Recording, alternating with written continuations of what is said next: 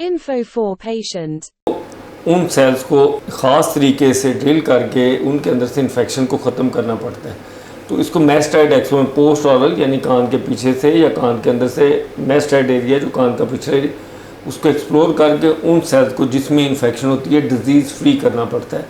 तो ये कुछ केसेस में जो स्पेशली ऐसे केसेस जो मेल ट्रीटेड हों, इल ट्रीटेड हों और जिनमें क्रोनिसिटी यानी उनके अंदर इन्फेक्शन बहुत ज़्यादा अरसे से रिजाइड कर रही है और ट्रीटमेंट फेलियर हो रहे हैं, तो उनमें फिर सर्जरी की ज़रूरत पड़ती है, जिसमें फिर हमें कान के अंदर या कान के पीछे से जाके सर्जरी करनी पड़ती है ताकि कॉम्प्लिकेशन और ना बढ़े। क्योंकि कान की इन्फेक्शन टाइमली ट्रीट ना हो तो कान के अंदरूनी कान में, कान के पीछे, दिमाग की तरफ और झिल्लियों तक जा सकती हैं। तो इस चीज़ का ख्याल रखना अद हद ज़रूरी है। सर, इस सूरत हाल में क्या बच्चा नहा सकता है और तैराकी वगैरह कर सकता है? कान में इन्फेक्शन की सूरत में स्विमिंग शुड बी अवॉइडेड। बाकी नहाने का जो अमल है उसमें कोई ऐसी नहीं है।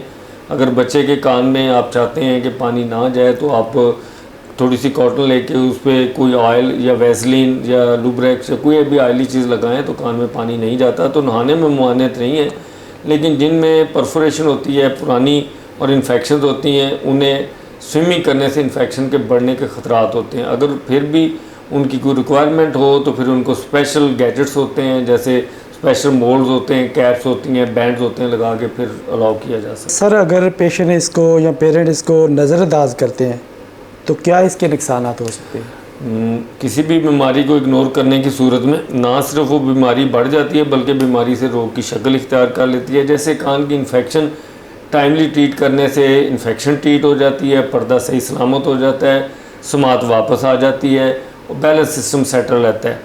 अगर ये नहीं किया जाता तो कान के अंदर से जो परफोरेशन है वो परमानेंट हो सकती है, समात बहुत ज़्यादा अफेक्टेड हो सकती है, इन्फेक्शन की वजह से सराउंडिंग स्ट्रक्चर्स को प्रॉब्लम आ सकता है, इवन ब्रेन तक जा सकती है। मेनिंजाइटिस, ब्रेन एब्सेस यानी ब्रेन के अंदर पीप का बनना तक जो अवामल हैं वो हो सकते हैं। सो टाइमली ट्रीटमेंट मुस्तंद मुआवजे से इज़ की टू सक्सेस।